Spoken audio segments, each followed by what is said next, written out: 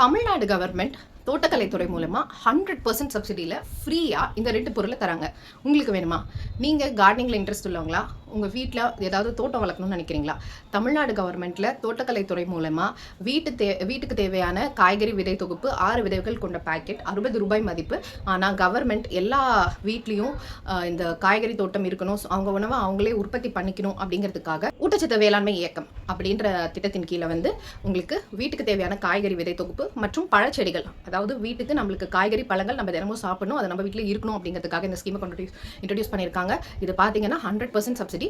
So இதை மக்கள் பயன்படுத்திக்கோங்க. நீங்கள் லிங்க்ல நான் அந்த வெப்சைட்டோட லிங்க் கொடுத்துருக்கேன், அதில் போயிட்டு ரெஜிஸ்டர் பண்ணிக்கோங்க.